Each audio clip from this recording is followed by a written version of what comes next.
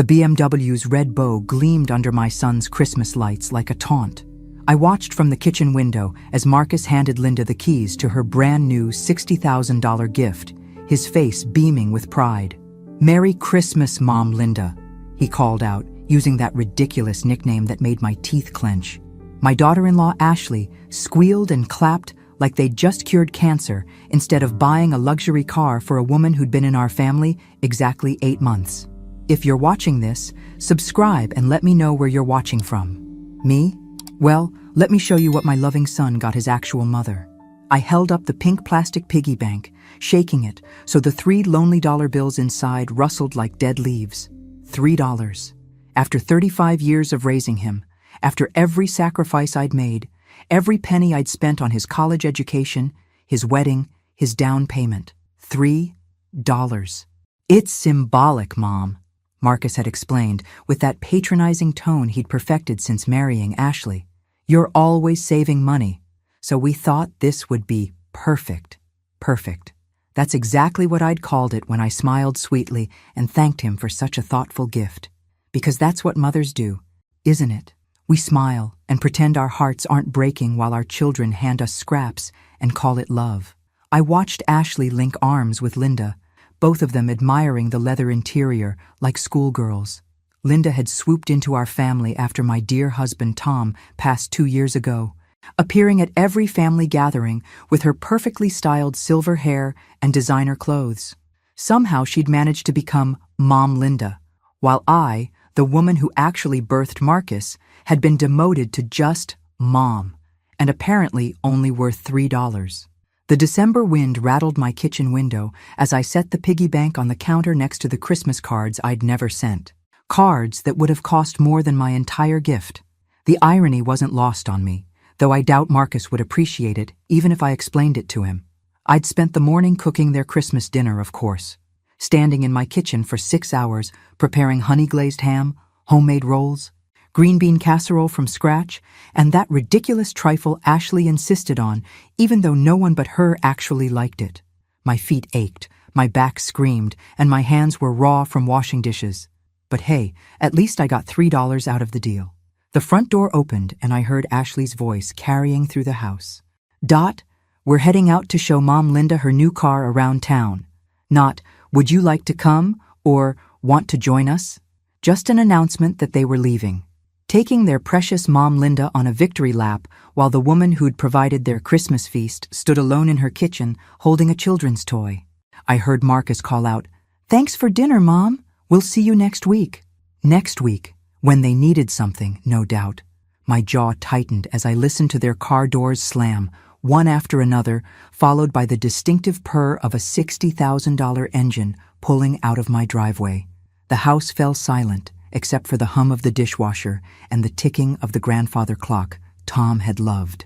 I looked around my empty kitchen, at the mountain of dishes I'd volunteered to clean up, at the leftover food that would feed me for a week because God knows they wouldn't take any home. That's when I noticed Linda's purse sitting on my counter, forgotten in her excitement over her shiny new toy. A black leather Kate Spade bag that probably cost more than my monthly grocery budget. She'd left it right next to my $3 piggy bank, and somehow that felt like the universe delivering a message. I picked up the purse, feeling its expensive weight in my hands.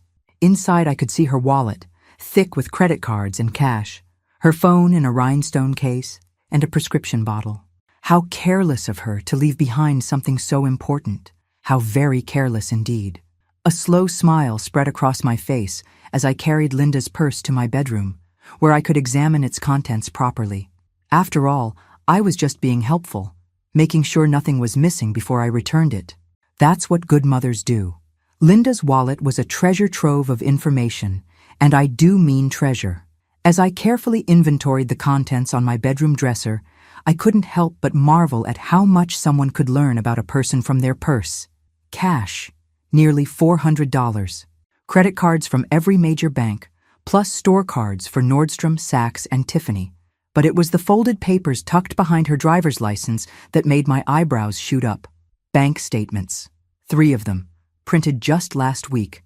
Our dear Linda wasn't just well off, she was loaded. The kind of loaded that makes a $60,000 BMW look like pocket change. Her checking account balance alone had more zeros than I'd seen since Tom's life insurance payout. And here, I'd thought she was just another widow trying to find companionship in her golden years. If you're watching this, subscribe and let me know where you're watching from. Her phone buzzed constantly with text messages, and I couldn't help but notice the notifications lighting up the screen. Deposit confirmed, $15,000 from something called Sunset Investments. Meeting confirmed for Thursday. Bring the Williams file. Williams. That would be us. I sat in Tom's old recliner, the one Marcus had tried to convince me to throw away because it didn't match Ashley's decorating vision. Funny how everything that mattered to me didn't match their vision. The prescription bottle caught my attention next. Anxiety medication prescribed just 2 months ago, right around the time she'd started getting more involved in our family finances. You see, Linda had been so helpful lately, offering to drive me to doctor appointments, volunteering to review my insurance policies, asking detailed questions about Tom's pension. Just want to make sure you're taken care of, honey, she'd say with that sweet smile. But now I was wondering exactly who was being taken care of. The house phone rang, jarring me from my investigation. Mrs. Williams? This is Officer Patterson with the State Police. I'm calling about a report we received regarding a missing person. A Linda Chen? My heart skipped, but my voice stayed steady. Linda Chen? I'm sorry, officer, but I'm not familiar with that name. Our records show she was last seen at your address earlier today. Her son filed the report when she didn't return home and wasn't answering her phone. Her son. Interesting that she'd never mentioned having children. In all her stories about being a lonely widow, somehow she'd forgotten to mention family members who might file missing person reports. Well, we did have Christmas dinner today, I said carefully. But I believe she left with my son and daughter-in-law. They were going for a drive in her new car. New car? A BMW. Christmas gift from my son. I let that sink in. Perhaps you should contact them. Marcus Williams and Ashley Williams. After I hung up, I looked at Linda's phone again. 23 missed calls from someone named Brian Chen, and text messages getting increasingly frantic. Mom, where are you? The police are looking for you. Please call me back. So Linda had a son who cared enough to call the police when she went missing. Unlike my son, who'd probably wait a week before wondering where I was. The irony was delicious, really. Here I was holding the belongings of a woman whose child actually worried about her well-being. I opened her photo gallery, telling myself I was still just being thorough. Most recent photos showed Linda at various family gatherings. Our family gatherings. Linda at Marcus and Ashley's anniversary dinner. Linda at their Labor Day barbecue. Linda at Ashley's birthday party. In every single photo, she was positioned between Marcus and Ashley, like she belonged there more than I did. But it was the older photos that made my blood run cold. Pictures of documents, screenshots of bank statements, photos of the inside of my house, my bedroom, my home office, areas where a guest had no business being. The timestamps showed she'd been documenting things for months, long before her relationship with our family had become so cozy. My hands were shaking now as I scrolled further back. There it was, a photo of Tom's death certificate, another of our marriage license, screenshots of property records showing the value of our house, and a photo that made my stomach drop, my social security card, which I kept in my jewelry box upstairs. Linda Chen wasn't just a lonely widow looking for family. She was conducting surveillance. The question was why, and more importantly, what was she planning to do with all this information? The grandfather clock chimed 7 times, and I realized they'd been gone for over 2 hours. A tour of the neighborhood shouldn't take that long, even with stops to show off a new car. My phone sat silent on the nightstand, no calls or texts from Marcus letting me know where they were or when they might return Linda's purse. I carefully repacked everything exactly as I'd found it, but not before taking photos of her bank statements and the more interesting documents with my own phone. If Linda was playing games, then she'd just taught me the rules. The BMW's engine announced their return, and I heard Ashley's laughter floating through the winter air.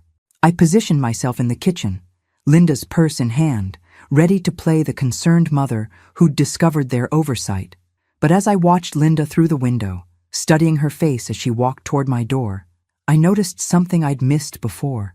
The way she moved, the way she surveyed my property, the calculating look in her eyes as she approached. This wasn't a woman who'd carelessly forgotten her purse. This was a woman who'd left it behind on purpose. "Oh my goodness, Dot. Thank you so much for keeping my purse safe," Linda gushed as I handed it over, her performance Oscar-worthy. "I can't believe I forgot it. I must be getting old." She laughed that tinkling laugh that had charmed Marcus from day one, but now it sounded like nails on a chalkboard. "No problem at all," I replied, watching her carefully check the contents. Her fingers moved quickly through the wallet, and I caught the almost imperceptible relief that flashed across her face when she confirmed everything was still there. "I hope you enjoyed showing off your beautiful gift." "Oh, we did. Marcus is such a thoughtful boy. You raised him well." The way she emphasized boy when talking about my 35-year-old son made my skin crawl. "Ashley and I stopped by my house so I could show the car to my neighbors. They're all so jealous. If you're watching this, subscribe and let me know where you're watching from." Marcus appeared behind her, already reaching for his coat. "Well, Mom, we should get going. Work tomorrow, you know how it is." 3 hours ago, he'd been beaming about his generous gift to Linda. Now he was treating our family Christmas like an obligation to check off his list. "Actually, Marcus, before you go," I said, my voice sweet as pie, "I got a call from the state police. Something about Linda being reported missing." The color drained from Linda's face. "Missing? But that's ridiculous. I'm obviously not missing." "That's what I told Officer Patterson. Apparently your son filed a report." I watched Linda's composure crack for just a moment. "He must be worried sick about you." "My son?" Linda's voice pitched higher. "Oh, well, yes. Brian can be overprotective, ever since his father died." She waved her hand dismissively. "I should call him and explain." "You have a son?" Ashley looked genuinely surprised. "Linda, you never mentioned having children." The silence stretched uncomfortably. Linda's eyes darted between all of us, clearly calculating her next move. "Well, we're not very close. He lives in Seattle. Different lives, you know how it is." But I knew better now. Those text messages had been desperate, loving, concerned. That wasn't the communication pattern of a distant relationship.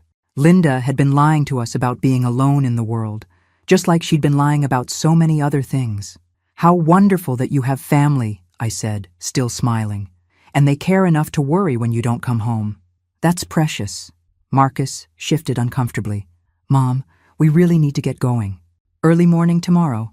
"Of course, sweetheart. Drive safely. Linda, I do hope your son stops worrying once you call him back." I watched through the window as they walked to their cars. Linda moved quickly, already dialing her phone before she reached the BMW. Marcus and Ashley followed more slowly, and I could see them talking, probably about Linda's mysterious family revelation. As soon as their taillights disappeared, I went to my computer. Brian Chen, Seattle. It took me exactly 15 minutes to find him on social media, and what I discovered made everything click into place. Brian Chen wasn't just Linda's son. He was a successful attorney specializing in elder law and estate planning. His Facebook page was full of photos with his mother, recent photos showing a close, loving relationship, photos at family dinners, birthday celebrations, holidays. This wasn't a distant, estranged son. This was a devoted child who spoke to his mother regularly and spent holidays with her. So why was Linda pretending to be alone? Why was she inserting herself into our family when she clearly had one of her own? I kept digging. Linda's social media presence was minimal, but Brian's was open, and Mother's appeared frequently in his posts. Mom's visiting again next month, from October. Family dinner with Mom and the kids, from September. Mom's advice about the Peterson case saved the day. From August, the Peterson case. I Googled it on impulse and found myself reading about a complex elder fraud investigation that Brian Chen had worked on. An elderly woman had been systematically defrauded by people she trusted, people who had gained access to her finances through emotional manipulation. My hands went cold. I printed the article, along with several others about Brian's work. Elder fraud prevention, financial abuse awareness, protecting seniors from family members and friends who exploit their trust. Either this was the most incredible coincidence in history, or Linda Chen was running a very sophisticated long-term con, And my son had just bought her a $60,000 car with money I was starting to suspect he didn't actually have. I called Marcus's cell phone. It went straight to voicemail, so I tried the house. Ashley answered, her voice tight with irritation. "Hi, Dot. Marcus is in the shower." "That's fine, dear. I just wanted to ask him something about his finances. You know, with the expensive gift and all, I'm curious how you two are managing such generosity." The pause was too long. "What do you mean?" "Well, a BMW isn't exactly pocket change. I'm just impressed that you've both done so well for yourselves." I kept my voice light. Curious, grandmotherly. "We're doing fine, Dot. Marcus got a promotion at work." "How wonderful! When did that happen? He hadn't mentioned it." Another pause. "Recently. Look, I should let you go. Marcus needs help with something." She hung up before I could ask another question, but she'd told me everything I needed to know. People who are legitimately doing well financially don't get defensive when asked about their success. They brag about it. I sat in Tom's chair, looking at my $3 piggy bank and thinking about $60,000 worth of car sitting in Linda's driveway. Then I thought about those bank statements in her purse, and her son, the elder fraud attorney, and the surveillance photos she'd taken of my personal documents.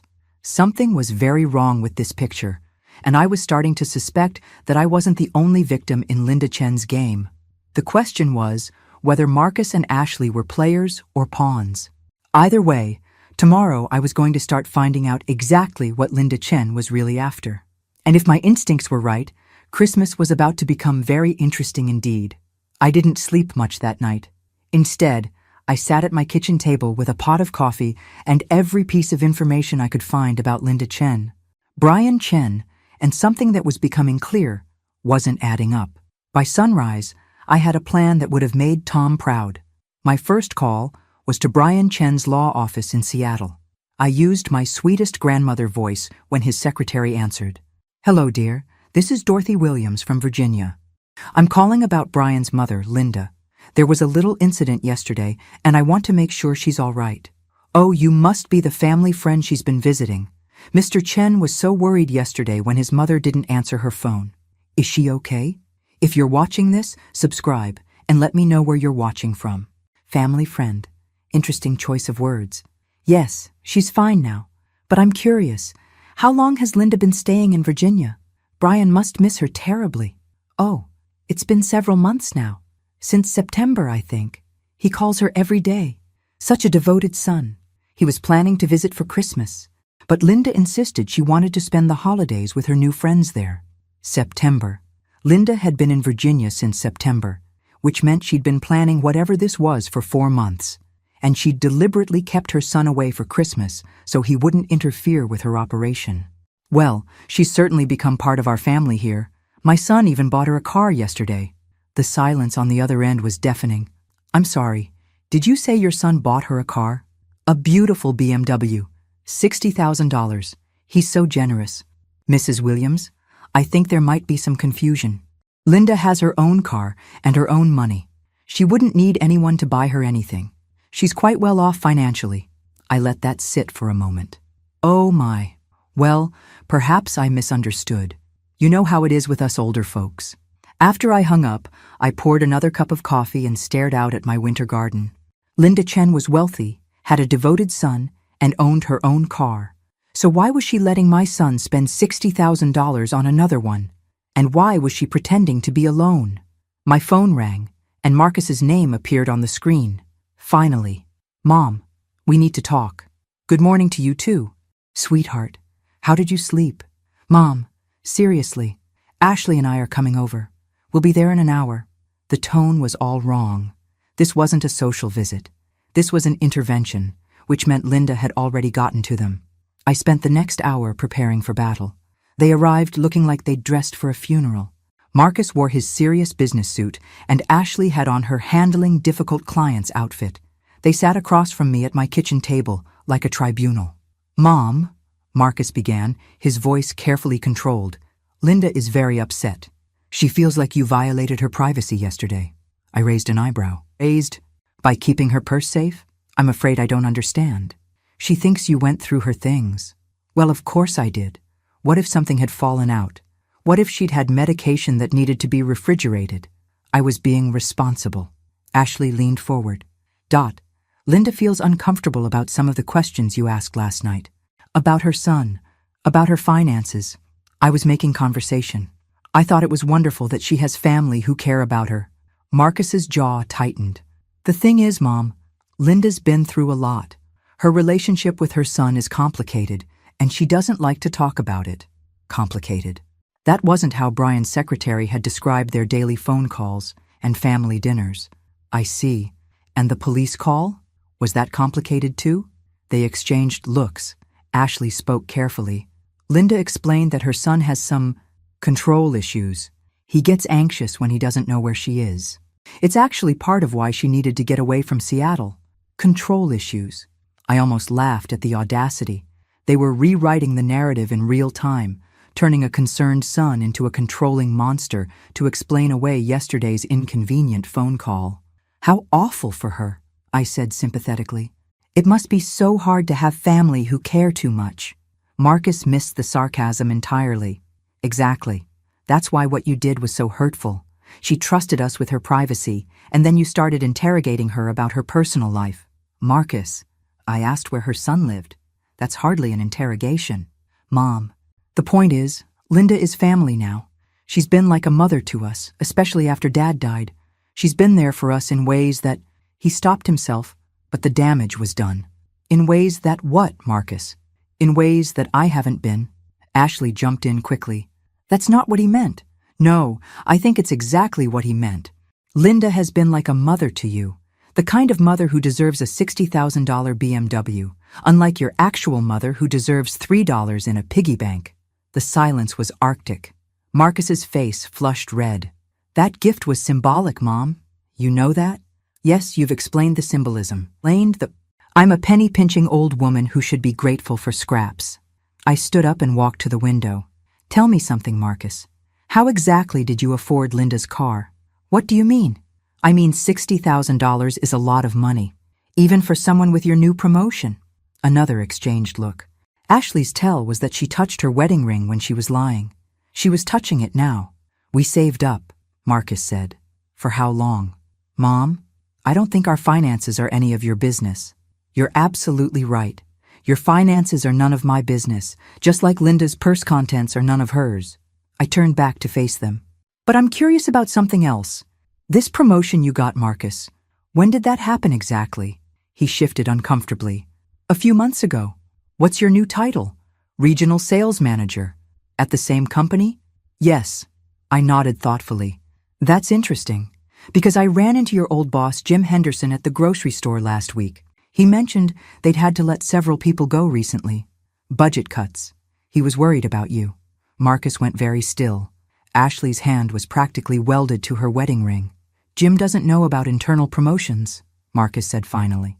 No, I suppose he wouldn't, especially if they didn't actually happen.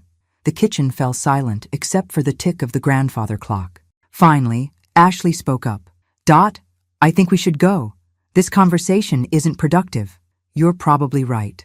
I walked them to the door. Give Linda my regards. Tell her I hope she feels better about everything.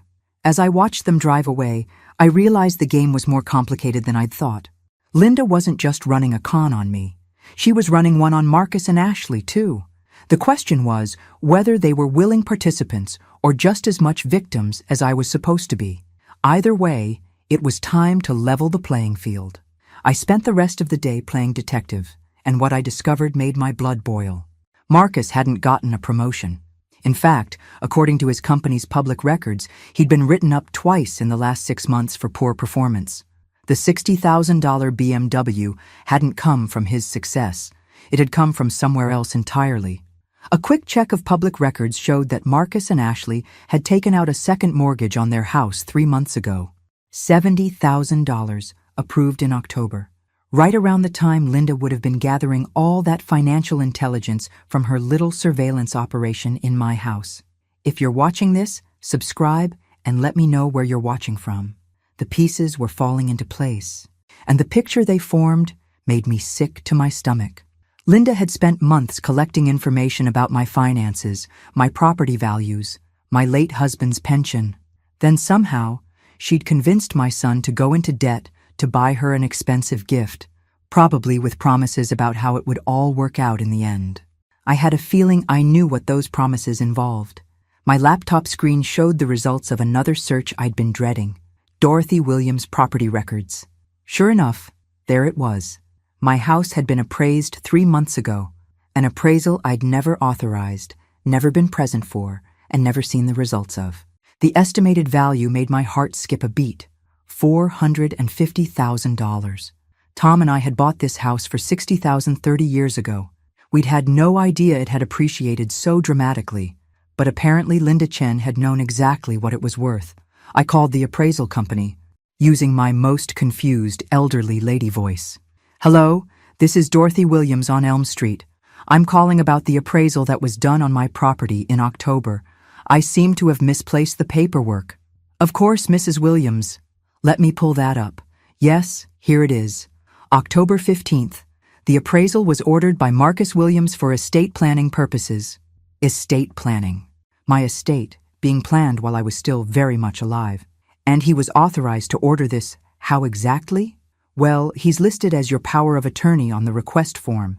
He provided all the necessary documentation. Power of attorney.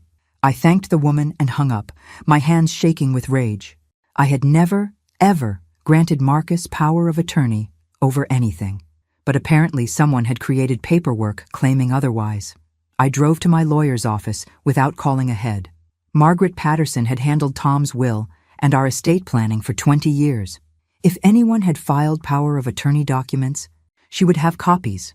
"Dorothy," Margaret looked surprised to see me. "I wasn't expecting you today. How are you holding up?" "I need to see my files, Margaret. All of them. Especially anything involving power of attorney." Her face grew serious. "Dorothy, is everything all right?" I explained about the appraisal, about Marcus's supposed authorization, about Linda Chen and her surveillance photos and her mysterious financial advice. Margaret listened with growing alarm. "Dorothy, I've never prepared any power of attorney documents for you. You were very clear after Tom died that you wanted to maintain complete control of your affairs. Then how did Marcus get authorization to order an appraisal of my house?" Margaret was already turning to her computer. "Let me check something." Her fingers flew over the keyboard, then stopped. Her face went white. "What is it?" "Someone filed a power of attorney document with the county clerk 3 weeks ago.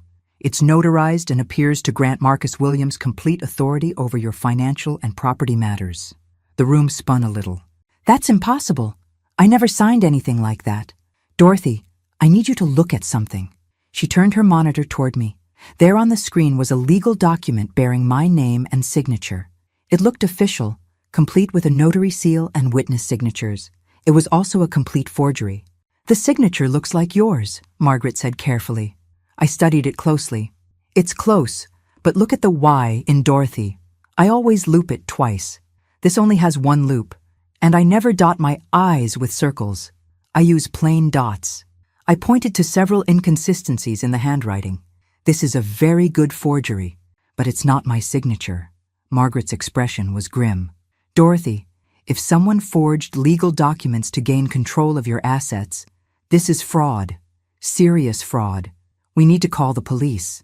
"Not yet," I said quickly. "I need to understand the full scope of what they're planning first. If I report this now, they'll just destroy evidence and claim it was all a misunderstanding. Dorothy, this is dangerous. If they have fake power of attorney documents, they could sell your house, drain your accounts, anything." I thought about Linda's bank statements, about her son the elder fraud attorney, about the BMW that Marcus couldn't actually afford. I think they're planning exactly that, but I want to catch them in the act. Margaret looked horrified. "I can't advise you to wait on this." "You're not advising me. I'm telling you what I'm going to do." I stood up, feeling more determined than I had in years. "But I need you to do something for me. I want to change my will." "Change it how?" I smiled, and it wasn't a nice smile. "I want to leave everything to charity, effective immediately. Make it ironclad, Margaret. No loopholes, no contests, no way for Marcus or anyone else to inherit so much as a penny." "Dorothy, are you sure? You're angry right now, and decisions made in anger." "I'm not angry, Margaret. I'm clear-headed for the first time in months. I thought about my $3 piggy bank and $60,000 worth of BMW. I'm done being taken advantage of by people who think love comes with a price tag. As I drove home, I felt lighter than I had since Tom died. For the first time in this whole mess, I was 3 steps ahead instead of 3 steps behind. Linda Chen and my son thought they were playing chess with a helpless old woman. They were about to learn that this old woman had been watching, learning, and planning. And unlike them, I actually knew the rules of the game. Tomorrow, the real fun would begin. The next morning brought the kind of crisp January air that makes everything seem possible. I was humming while I made coffee, planning my day, when the phone rang. Linda Chen's voice was honey-sweet and full of concern. "Dorothy, darling, I hope you're feeling better after our little misunderstanding yesterday." "Oh, Linda, I'm feeling wonderful. Thank you for asking. That's so good to hear. Listen, I was hoping we could talk. Just the two of us, woman to woman. Marcus and Ashley are so worried about you. If you're watching this, subscribe and let me know where you're watching from." I almost laughed. Of course they were worried. They'd probably spent all night wondering how much I actually knew about their little scheme. "I'd be happy to talk, Linda. Why don't you come over for coffee this afternoon?" "Actually, I was thinking we could meet somewhere neutral. That lovely little cafe downtown? Say 2 o'clock? Neutral territory." She was being careful now, making sure our conversation couldn't be recorded or interrupted. "That sounds perfect. I'll see you then."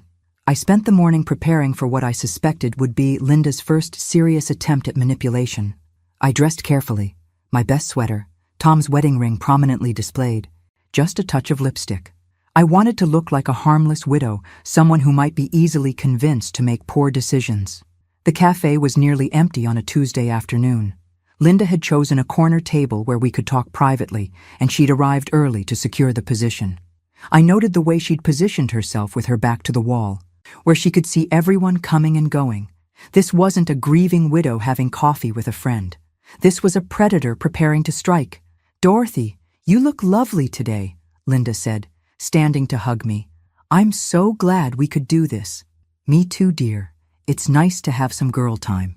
We ordered coffee and small talk for a few minutes about the weather, her new car, how thoughtful Marcus was. Then Linda leaned forward with that concerned expression she'd perfected. "Dorothy, I want you to know that Marcus and Ashley are very worried about you. They think you might be feeling left out, maybe a little jealous of our relationship." I widened my eyes innocently. "Jealous? Oh my goodness, why would they think that?" "Well, the questions yesterday about my son, about my finances, it felt a little intrusive, like maybe you were trying to find reasons not to trust me." "Linda, I hope you don't think I was prying. I was just making conversation." She reached across the table and patted my hand. "Of course, sweetie. I know you meant well. But here's the thing, and I hope you won't be offended, but Marcus has shared some concerns about your financial situation." Here we go. I made myself look confused. "My financial situation?" "He's worried that you're not being strategic about your assets.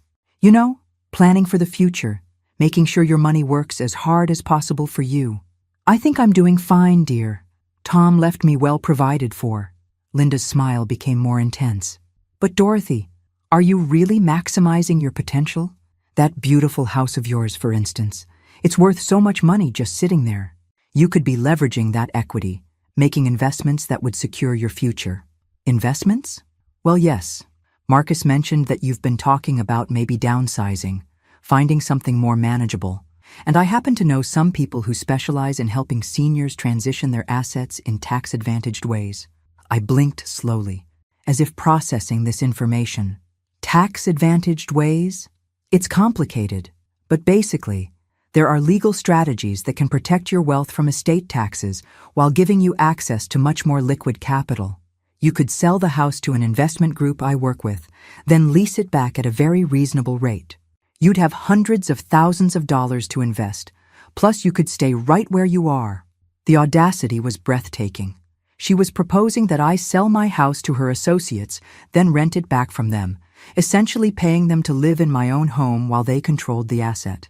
"That sounds complicated," I said carefully. "It is, which is why you need experts to handle it. People you trust." She squeezed my hand. "Dorothy, I've become very fond of you. You're like the mother I never had. I want to help you make the smartest decisions possible. The mother she never had. While her actual son called her every day and worried when she didn't come home. And Marcus agrees with this plan? Oh, Marcus is very excited about it. He could help manage your investments, make sure you're getting the best returns. It would be a wonderful way for you two to work together on securing your future.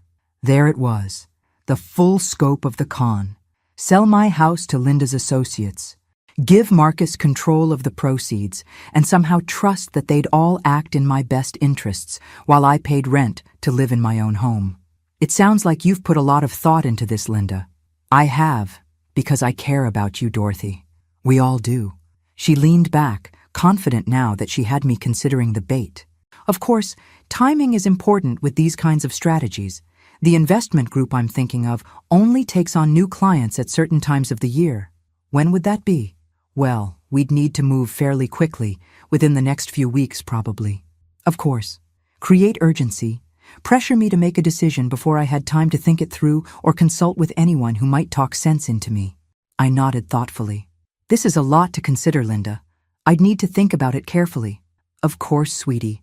But don't think too long. Opportunities like this don't come around often. As we said goodbye in the parking lot, Linda hugged me warmly. I'm so glad we had this talk, Dorothy. I feel like we understand each other so much better now. I hugged her back, smiling sweetly. Oh, Linda, I think you're absolutely right.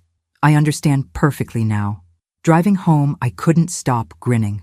Linda had just confessed to a plan that amounted to elder fraud, real estate scam, and conspiracy to commit theft.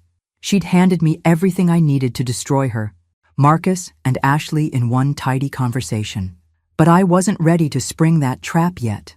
First, I wanted to see how far they were willing to go, because something told me Linda's little investment group proposal was just the beginning of what they had planned for my assets, and I was very curious to find out exactly how desperate they'd become to get their hands on my money. Christmas Revenge Story, Chapter 7:11. I didn't have to wait long to see how desperate they'd become. 3 days after my enlightening coffee date with Linda, Marcus showed up at my door with a folder full of official-looking documents and the kind of smile that used to work when he was 8 years old and had broken something expensive. Mom, I brought those investment papers Linda mentioned. I thought we could go through them together. If you're watching this, subscribe and let me know where you're watching from. I ushered him into the living room, noting how his eyes immediately went to the family photos on the mantelpiece. Photos of him graduating college, getting married, holding his children for the first time, all funded by parents who'd sacrificed to give him the best life possible. The irony clearly wasn't lost on him, because his jaw tightened before he looked away. These are quite comprehensive, I said, flipping through page after page of legal gibberish designed to confuse and intimidate. Reverse mortgage applications, investment portfolio transfers, property liquidation agreements. My goodness, Marcus, you've been busy.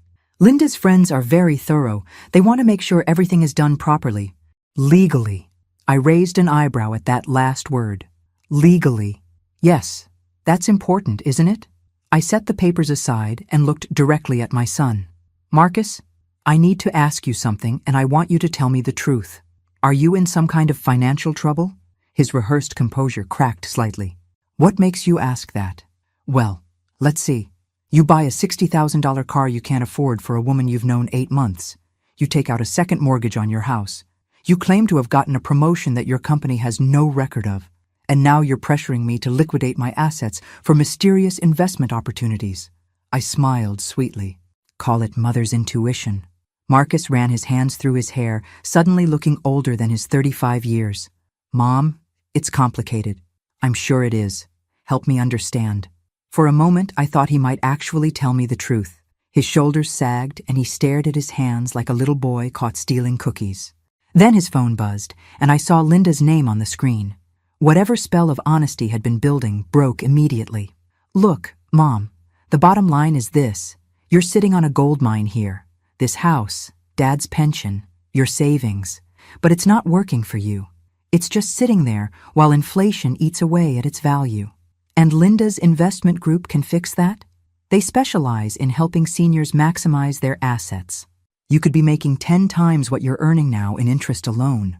I nodded thoughtfully. 10 times. That's quite a return. What's their track record with other clients? Marcus's eyes shifted away from mine. They're very exclusive. They don't advertise their client list for privacy reasons. Of course not. And you've met these mysterious investors personally? Linda handles all the client relations. She has experience with these kinds of high-level financial strategies. Does she now? What kind of experience exactly? Mom, why are you being so suspicious? Linda is trying to help us. Help you! Marcus. I leaned forward, my voice gentle but firm. Do you remember when you were 12 and you wanted that expensive bicycle for Christmas? The one that cost more than we could afford? He looked confused by the change in subject. Yeah, I remember. Do you remember what your father and I did? You worked extra shifts. Dad picked up weekend construction jobs. You both sacrificed to get me that bike. That's right. We sacrificed for you because that's what parents do. We put your happiness above our comfort. I paused, letting that sink in. Now I want you to think very carefully about what you're asking me to do here. His face flushed red. That's different. This is about your financial security. No, Marcus. This is about $60,000 you spent on a BMW, and however much more debt you're carrying that I don't know about yet. He stood up abruptly, the mask finally falling away completely. You know what, Mom? You're right. We are in trouble. Ashley lost her job 6 months ago. We're behind on the mortgage, behind on everything. And yes, I bought Linda that car because she promised to help us figure out a way to fix this mess. Finally, some honesty. And what exactly did she promise you? She said if we showed her how much we valued her advice, she could help us restructure our finances. She knows people, Mom, important people with money. People like her mysterious investment group? Yes, and all we need is some startup capital to get into their program. Capital that you're just letting sit here doing nothing. There it was. The full truth, laid bare in all its pathetic desperation. My son hadn't bought Linda a BMW out of generosity.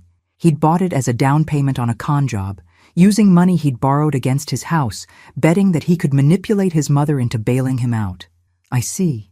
And if I don't provide this startup capital? Marcus's voice dropped to barely above a whisper. Mom, we could lose the house. The kids' college funds are already gone. Ashley's talking about leaving me. My heart broke a little, despite everything. This was still my son, still the little boy who'd once brought me dandelions and called them flowers. But he was also a grown man who'd chosen to solve his problems by defrauding his mother instead of asking for help. Marcus, why didn't you just come to me honestly? Why all this elaborate deception with Linda and fake power of attorney documents and investment scams? He went very still. What power of attorney documents? The ones filed with the county clerk giving you legal authority over my finances. The ones with my forged signature. The color drained from his face. Mom, I don't know anything about power of attorney documents. That wasn't part of the plan. What plan? Linda said, she said you'd resist the investment opportunity at first, but if we showed you how successful and grateful we were, you'd eventually come around. She said older people needed to see proof of prosperity before they'd trust financial advice. I stared at my son, seeing him clearly for perhaps the first time in years. He was a victim too, just a more willing one than I was supposed to be. Marcus, Linda Chen is not who she pretends to be. She's been running surveillance on this family for months, forging legal documents, and setting up what amounts to an elaborate theft of my assets. That's impossible. She's been nothing but kind to us. Kind people don't take photographs of other people's social security cards, Marcus. Kind people don't have their sons file missing person reports when they disappear for a few hours. He sank back into his chair, looking lost and confused. For a moment, I felt sorry for him. Then I remembered the $3 piggy bank, and the feeling passed. Mom, what are you saying? I'm saying you and Ashley have been played by a professional, and you were so desperate to solve your financial problems that you didn't bother to question why a wealthy widow would need you to buy her expensive gifts before she'd help you. Marcus buried his face in his hands. When he looked up again, his eyes were filled with tears. God, Mom, what have I done? What Marcus had done, as it turned out, was worse than either of us had initially realized. Over the next 2 hours, as I made coffee and forced him to walk me through every interaction he'd had with Linda Chen, the scope of their manipulation became clear. Linda hadn't just targeted our family randomly. She'd been watching us since Tom's funeral, studying our routines, learning our vulnerabilities. She'd known Marcus was struggling financially before he'd even realized it himself, and she'd positioned herself perfectly to offer solutions when the pressure became unbearable. If you're watching this, subscribe and let me know where you're watching from. She knew everything, Mom. She knew about Ashley's job situation before Ashley even got laid off. She knew about the second mortgage before we applied for it. It was like she could predict exactly what we'd need and when we'd need it. I thought about those surveillance photos in her phone, the months of preparation, the carefully staged introduction at Ashley's birthday party. Marcus, this wasn't a coincidence. Linda Chen researched our family like a doctoral thesis. She knew exactly which buttons to push and when. But why us? We're not rich people. I walked to the window, looking out at the house that had become the centerpiece of Linda's elaborate con. We're not rich, but this property is worth $450,000. Add in Tom's pension, my savings, and the insurance money, and we're talking about $750,000 in assets. Marcus went very quiet. That much? That much. I turned back to face him. Enough to make it worth months of planning and a $60,000 investment in gaining your trust. Jesus. Mom, I'm so sorry. I've screwed up everything. Sorry wasn't going to fix the forged documents or the second mortgage or the fact that his financial problems had made him vulnerable to a predator. But it was a start. Marcus, I need you to be completely honest with me now. What exactly did Linda promise you in return for buying her that car? He took a shaky breath. She said her investment group required a demonstration of good faith from potential clients. Something to show we were serious about working with them. The car was supposed to prove we could handle significant financial decisions. And after the car? She said they'd review our financial situation and help us restructure everything. Consolidate our debts, set up new investment portfolios, maybe even help us qualify for better mortgage terms. For a fee, I assume? Well, yes. But she said the returns would more than offset the costs. She showed me projections, charts, testimonials from other families they'd helped. I almost felt sorry for him. Linda had played him so skillfully, giving him exactly the hope he'd needed to hear while slowly drawing him deeper into debt and desperation. Marcus, did you ever meet any of these other families? No, but Linda said they valued their privacy. High net worth individuals don't like to publicize their financial strategies. And you never thought to independently verify any of this? His face crumpled. Mom, I was drowning. Ashley was talking about divorce lawyers. The kids were asking why we couldn't afford their school activities anymore, and I was working 70-hour weeks just to stay afloat. When Linda offered a solution, I grabbed it like a life preserver. I understood desperation, but I also understood that desperation didn't excuse what he'd been willing to do to me. So you decided to throw your mother overboard to save yourself? That's not how she presented it. She said it was a win-win situation. You'd get better returns on your investments, we'd get help with our debts, and everyone would be better off financially. Except that I'd have to sell my house and rent it back from her associates. She said you'd been talking about downsizing anyway. I never said any such thing. Marcus looked stricken. But she said you'd mentioned feeling overwhelmed by the maintenance, that the house was too big for just one person. Another lie, carefully crafted to make their theft sound like a favor. Marcus, I love this house. Your father and I built our entire life here. It's where you took your first steps, where we celebrated every holiday, where I plan to live until they carry me out. He was crying now, really crying, and despite everything, my heart ached for him. He was still my child, still the little boy who'd once thought I could fix anything that was broken. Mom, I don't know how to fix this. Even if we wanted to back out now, I don't know how.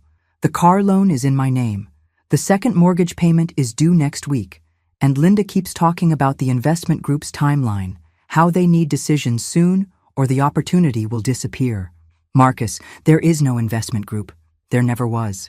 Linda Chen is running a con, and you're both the bait and the backup plan. What do you mean? I sat down across from him, choosing my words carefully. I think Linda's original plan, was to manipulate me directly into signing over my assets. But when that proved more difficult than expected, she shifted to using you as leverage. Get you so deep in debt that I'd have no choice but to help, then present her solution as the only way to save the family. His face went white. You think this was all calculated from the beginning? Marcus, she had photographs of my social security card. She filed fake power of attorney documents. She's been in contact with property appraisers and God knows who else. This wasn't desperation or opportunism. This was a professional operation. We sat in silence for a long moment, both of us processing the magnitude of what Linda had orchestrated. Finally, Marcus looked up at me with red-rimmed eyes. Mom, what do we do now? For the first time since this whole mess had started, I smiled genuinely at my son. Now, sweetheart, we turn the tables. Linda Chen thinks she's been playing chess with amateurs. She's about to discover that this particular amateur has been learning the game while she wasn't paying attention. What do you mean? I reached into my purse and pulled out my phone, scrolling to the voice recording app I'd started when Marcus first arrived. I've been documenting every conversation, every confession, every admission of guilt. Linda may be good at running cons, but she made one critical mistake. What's that? She underestimated the woman whose life she was trying to steal. I stood up, feeling more energized than I had in months. Now let's call Ashley and get her over here. It's time for this family to have a completely honest conversation about exactly what we're going to do to Linda Chen. Marcus looked up at me with something approaching hope. You're going to help us? I thought about the $3 piggy bank sitting on my kitchen counter, about the forged documents and the surveillance photos and the elaborate manipulation that had nearly destroyed my family. Oh, sweetheart, I'm going to do so much more than help you. I'm going to teach Linda Chen why you should never try to con a woman who's lived through 70 years of people underestimating her. Ashley arrived within the hour, looking like she'd been crying for days. When she saw Marcus's tear-stained face and the pile of investment documents scattered across my coffee table, she sank into Tom's old recliner with a defeated sigh. She knows, doesn't she? Ashley asked quietly. About all of it. I know about the forged documents, the fake investment group, and the fact that you're both in over your heads with a professional con artist, I replied, pouring her a cup of coffee. What I don't know is how much of this you were aware of versus how much Linda fed you in carefully crafted lies. If you're watching this, subscribe and let me know where you're watching from. Ashley wrapped her hands around the mug like it was an anchor. I knew we couldn't afford the BMW. I knew the promotion story was a lie. But Linda was so convincing about the investment opportunity, and I was so scared about losing the house. She trailed off, staring into her coffee. Ashley, I'm not here to judge you. I'm here to figure out how we clean up this mess before Linda destroys all of us. Can it be cleaned up? Ashley looked up at me with desperate hope. Or are we completely screwed? Well, that depends on how far you're willing to go to make this right. Marcus leaned forward. Mom, we'll do anything. I mean it. Whatever it takes. I walked to my desk and pulled out a folder I'd been preparing for the last 3 days. Good, because what I'm about to propose is going to require both of you to be better actors than you've ever been in your lives. I spread my plan across the coffee table, printed emails, fake financial documents, and a timeline that would make Linda Chen very sorry she'd ever heard the name Dorothy Williams. Here's what's going to happen. Tomorrow, Marcus, you're going to call Linda and tell her I've agreed to the investment proposal. You're going to say I was initially resistant. But after seeing how happy she'd made you both, I've decided to trust her judgment. Ashley frowned. But won't she be suspicious if you suddenly change your mind? Not if Marcus sells it right. Linda expects elderly people to be confused and changeable. She'll chalk it up to typical senior behavior and congratulate herself on her patience paying off. I pulled out the next set of documents. Then, Ashley, you're going to arrange a meeting with Linda and her mysterious investment group. Tell her I want to meet them face to face before signing anything, that I'm old-fashioned that way. But they don't exist, Marcus pointed out. Exactly, which means Linda is going to have to scramble to produce them, or she's going to have to admit there is no investment group and reveal her real plan. Ashley was studying the fake documents I'd prepared. Dorothy, these look incredibly official. How did you... I may be old, but I'm not technologically illiterate. Amazing what you can accomplish with a good printer and too much time on your hands. I smiled. Linda isn't the only one who can forge convincing paperwork. Marcus picked up one of the fake bank statements showing dramatically inflated account balances. Mom, what is all this supposed to accomplish? It's bait, sweetheart. Linda thinks I'm worth $750,000. These documents suggest I'm actually worth closer to $2 million. When she sees these, her greed is going to override her caution. And then what? I pulled out my phone and showed them the recording app. Then we document everything. Every conversation, every promise, every illegal proposal. By the time we're done, we'll have enough evidence to send Linda Chen to prison for elder fraud, forgery, and conspiracy to commit theft. Ashley looked skeptical. But won't she be suspicious if we're suddenly so cooperative? Ashley, Linda has been playing a long game for months. She's emotionally invested in this con succeeding. When people are that close to a big payoff, they tend to ignore warning signs that would normally make them cautious. I walked to the window, looking out at the neighborhood where I'd lived for 30 years. Besides, she's already made one critical mistake that's going to be her downfall. What's that? Marcus asked. She filed those forged power of attorney documents with the county clerk. That's a felony, and there's a paper trail leading directly back to her. Even if she tries to run now, she's already committed a crime that can be prosecuted. The room was quiet for a long moment as Marcus and Ashley processed the scope of what I was proposing. Mom, Marcus said finally, this sounds incredibly risky. What if something goes wrong? I thought about the $3 piggy bank, about Linda's condescending smile over coffee, about the months of surveillance and manipulation they'd subjected my family to. Marcus, Linda Chen made a fundamental error in judgment. She looked at me and saw a helpless elderly woman who could be easily manipulated and discarded. She never considered that I might be smart enough to figure out her game, or stubborn enough to fight back. Ashley was reading through the fake documents more carefully. Dorothy, some of these investment terms are incredibly sophisticated. How did you know what to include? I called Brian Chen's law office and told his secretary I was thinking about hiring him to review some investment proposals for potential fraud indicators. She was very helpful in explaining what red flags to look for. I smiled at their shocked expressions. Turns out Linda's son has published several articles about exactly the kind of scam she's been running on us. You called her son's office? Marcus looked horrified. I called seeking legal advice. Perfectly legitimate, and I learned that Brian Chen specializes in prosecuting exactly this type of elder fraud. When this all comes out, Linda's going to have to explain to her attorney's son why she's been running the same scams he built his career fighting against. Ashley set down her coffee cup, a new determination in her eyes. What do you need us to do? I need you both to sell this like your lives depend on it, because in a very real sense, they do. If we can't prove Linda manipulated you into participating in fraud, you could both end up facing criminal charges as her accomplices. That sobered them quickly. Marcus straightened up, suddenly looking more focused than I'd seen him in months. Mom, you really think we can pull this off? Sweetheart, I spent 40 years as a nurse dealing with emergencies, managing crises, and thinking fast under pressure.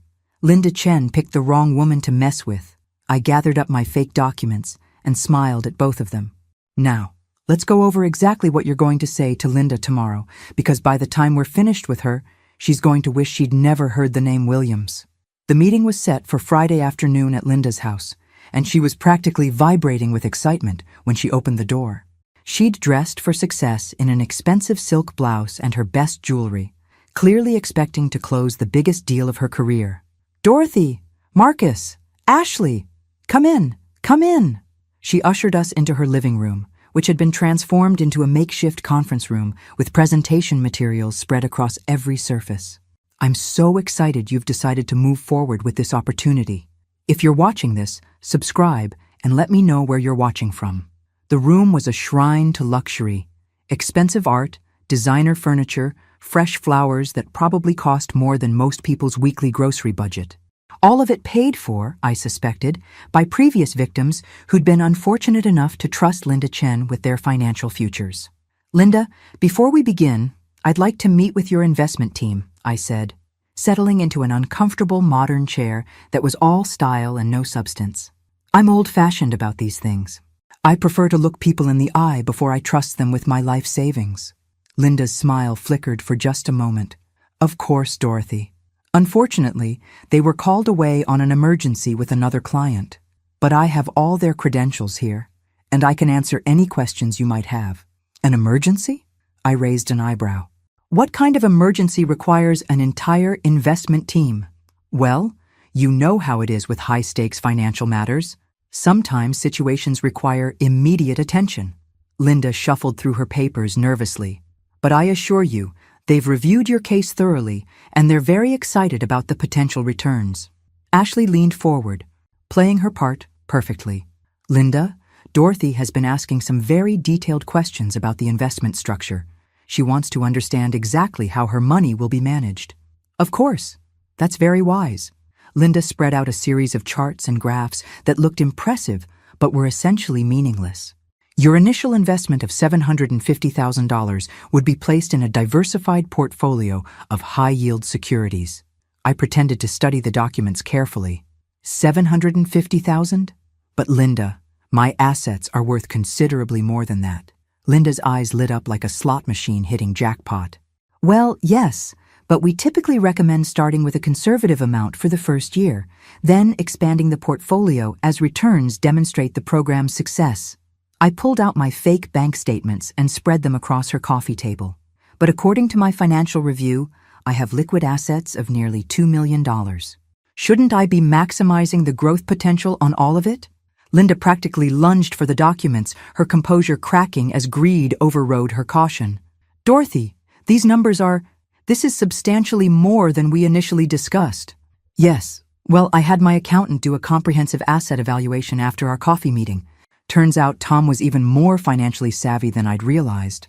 I watched Linda's pupils dilate as she calculated her potential take from a $2 million score. Marcus played his role beautifully, looking slightly overwhelmed by the numbers. Mom, I had no idea Dad had invested so much. No wonder you've been able to live so comfortably. Your father was very good with money, I said, patting Marcus's hand. He always said the secret was to never let anyone know exactly what you had until you were ready to use it. Linda was frantically taking notes, probably calculating commission percentages in her head. Dorothy, with assets of this magnitude, we definitely want to structure the investment differently. Much more aggressive growth strategies, probably some offshore components to minimize tax liability. Offshore? I widened my eyes innocently. Is that legal? Completely legal when structured properly.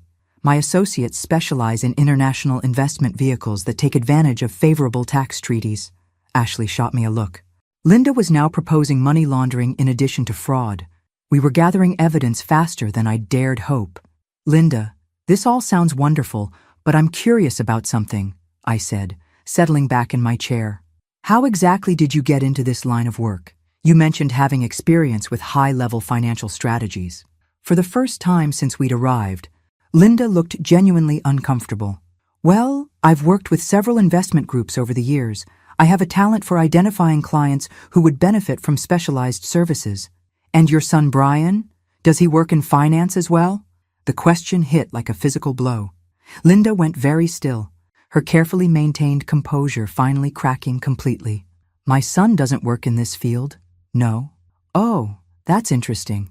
Because when I mentioned your name to my attorney, she said she'd heard of a Brian Chen who's made quite a name for himself prosecuting financial crimes. Elder fraud, specifically. The silence in the room was deafening. Linda stared at me with the expression of someone who'd just realized they'd walked into a trap. Dorothy, I'm not sure what you're implying. I'm not implying anything, Linda.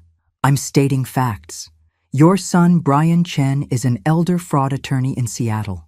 He specializes in prosecuting exactly the kind of scam you've been running on my family for the last 6 months. Linda shot to her feet, her mask finally falling away completely. I think this meeting is over. Oh, I think you're right about that. I stood up as well, pulling out my phone and stopping the recording app I'd been running since we'd arrived. Marcus, Ashley, I think it's time we called the police. Linda's face went white. You've been recording this. Every conversation we've had, every proposal you've made, every illegal scheme you've suggested, including your offer 5 minutes ago to help me launder money through offshore accounts. You can't prove anything. It's your word against mine. I smiled, pulling out the folder of evidence I'd been building for weeks. Actually, Linda, I can prove everything. The forged power of attorney documents filed with the county clerk, the unauthorized property appraisal, the fake investment proposals, the surveillance photos you took of my personal documents. Linda sank back into her chair, finally understanding that her carefully constructed con was collapsing around her. The question now, I continued, is whether you want to make this easy or hard. Because either way, you're going to prison. The only variable is how many additional charges you rack up between now and when the handcuffs go on. Marcus stepped forward, and for the first time in months, he looked like the strong man I'd raised. Linda, I trusted you. We all did. And you used that trust to try to destroy my family. Marcus, you don't understand. I was trying to help you. Help us? Ashley laughed bitterly. You manipulated us into going into debt to buy you a car, then tried to trick Dorothy into signing over her life savings to criminals. How exactly was that helping us? Linda looked around the room desperately, clearly searching for any angle that might salvage the situation. Dorothy, we can work this out. I can make sure you get your money back, all of it. What money? Linda? The money from your non-existent investment group? Or are you talking about returning the $60,000 Marcus borrowed against his house to buy you a BMW? Her shoulders sagged in defeat. What do you want? I walked to her window, looking out at the expensive neighborhood she'd been living in while running cons on elderly victims. I want you to call your son Brian and explain to him exactly what his mother has been doing for a living. I want you to return every penny you've stolen from Marcus and Ashley. And I want you to provide the district attorney with information about every other victim you've scammed over the years. And if I do all that, then maybe I'll recommend that the prosecutor go easy on you when you're sentenced. Linda stared at me for a long moment, finally seeing me clearly for the first time since we'd met. You're not the helpless old woman I thought you were. I smiled, thinking about the $3 piggy bank that had started this whole mess. No, Linda, I'm really not. 6 months later, I was sitting on my front porch with a glass of lemonade and the morning newspaper when Marcus and Ashley pulled into my driveway. They'd been coming by every Sunday since Linda's sentencing, partly out of guilt, and partly, I suspected, because they'd finally realized what they'd almost lost. Linda Chen had pled guilty to elder fraud, forgery, conspiracy to commit theft, and money laundering. She was currently serving a 3-year sentence in federal prison, and her son Brian had testified at her sentencing hearing about the devastating impact her crimes had on families like ours. It had been one of the most heartbreaking things I'd ever witnessed, a son having to publicly condemn his mother's choices while still somehow trying to show love for the woman who'd raised him. If you're watching this, subscribe and let me know where you're watching from. Marcus got out of the car first, followed by Ashley and the grandchildren I hadn't seen much of during Linda's manipulation campaign. 8-year-old Emma ran straight to me for a hug, while 12-year-old Jake hung back with that awkward preteen uncertainty. Hi, Grandma Dot. Emma squeezed me tight. Daddy says we're going to have a real Christmas this year, not like the weird one we had before. Emma! Ashley scolded gently, but I just laughed. She's not wrong. Last Christmas was pretty weird, wasn't it? Marcus climbed the porch steps slowly, carrying a small wrapped box. Mom, we brought you something. An early Christmas present, you could say. I accepted the box suspiciously. The last gift from Marcus hadn't exactly been a highlight of our relationship, but when I opened it, I found something that made my heart skip a beat. It was a small framed photograph of Tom and me from our wedding day, but it wasn't one I'd seen before. We looked impossibly young and happy, standing in front of the church where we'd promised to love each other for better or worse. Where did you find this? I found it in Dad's workshop when we were cleaning out some old boxes. I think he was planning to have it restored as a surprise for you before he got sick. I traced my finger along Tom's face in the photo, remembering that day when everything seemed possible and the future stretched out before us like an endless summer. Marcus, this is beautiful. Thank you. Mom, there's something else. He sat down on the porch step next to my chair. I've been going to counseling. Ashley and I both have. We're trying to figure out how we let ourselves get so lost that we almost threw away the most important relationships in our lives. Ashley nodded, settling into the other porch chair. The therapist says that financial stress can make people do things they'd never normally consider. But that's not an excuse for what we did to you. No, it's not, I agreed. But it's an explanation, and that's a start. Emma was playing in the front yard while Jake sat on the porch railing, pretending not to listen to the adult conversation, but obviously absorbing every word. Mom, Marcus continued, I need you to know that we've paid back every penny of the second mortgage. It took all of our savings and we'll be eating macaroni and cheese for the next year, but we're debt-free. And the BMW? Sold it and returned the money to the bank. Linda's restitution covered the gap between what we owed and what we got for it. I nodded approvingly. Good. How are you managing without Ashley's income? I'm working 2 jobs now, Ashley said. It's not ideal, but we're making it work. And Marcus got that promotion for real this time. Actually, Marcus added, I got promoted because I started working harder instead of looking for get-rich-quick schemes to solve our problems. We sat in comfortable silence for a while, watching Emma chase butterflies in the front yard. The morning was warm and peaceful, with the kind of gentle breeze that makes you grateful to be alive. Grandma, Jake said suddenly, Dad told us about the lady who tried to steal your house. He did he? Yeah. He said she was really smart and almost fooled all of you. I looked at Marcus, who shrugged sheepishly. I thought they should know the truth. Age-appropriate version, obviously. And what did you learn from Daddy's story? I asked Jake. The 12-year-old thought carefully before answering. That grown-ups can make really stupid mistakes when they're scared, and that you should never try to trick Grandma Dot because she's way smarter than she looks. I burst out laughing. Jake, that might be the wisest thing anyone said all year. Marcus grinned. He gets that from his grandmother. As the afternoon wore on, we fell into the kind of easy family rhythm that I'd missed during those dark months of Linda's manipulation. Emma showed me her latest art project. Jake told me about his baseball team. And Marcus and Ashley actually seemed to relax for the first time since I'd known them. When they were getting ready to leave, Ashley hugged me tightly. Dorothy, I know we can't undo what happened, but I want you to know that we're going to spend the rest of our lives making sure nothing like that ever happens again. I know you will, sweetheart. Marcus was the last to say goodbye. Mom, there's one more thing. I know this doesn't make up for anything, but I wanted you to have this. He handed me an envelope, and inside I found a handwritten letter that started with Dear Mom and went on for 3 pages. It was an apology, but more than that, it was an acknowledgement of everything I'd done for him over the years and a promise to be the son I'd raised him to be. At the bottom, he'd written, You taught me that family means putting each other first, even when it's hard. I forgot that lesson for a while, but I promise I'll never forget it again. After they left, I sat on my porch as the sun set, thinking about the strange journey that had brought us to this point. Linda Chen had tried to destroy my family, but in the end, she'd actually saved us. Her manipulation had forced us to confront truths we'd been avoiding and find strength we didn't know we had. I thought about the $3 piggy bank, which now sat on my mantelpiece as a reminder of how far we'd all come. Next to it was a photo of Linda being led away in handcuffs, not because I wanted to gloat, but because I never wanted to forget how close I'd come to losing everything that mattered. My phone buzzed with a text message from Brian Chen. Over the past few months, he'd become an unexpected friend, bonding with me over the shared experience of loving someone who'd made terrible choices. How was the family visit? His message read. I typed back, Perfect. How are you holding up? Good days and bad days, but more good ones lately. Thank you for not giving up on her completely. The letters you sent her in prison mean more than you know.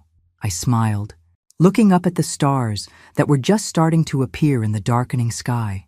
Even in the midst of betrayal and heartbreak, there were still opportunities for grace and forgiveness. Linda Chen had tried to steal my money, my home, and my family, but she'd never managed to steal my capacity for hope. As I stood up to go inside, I noticed a car slowing down in front of my house.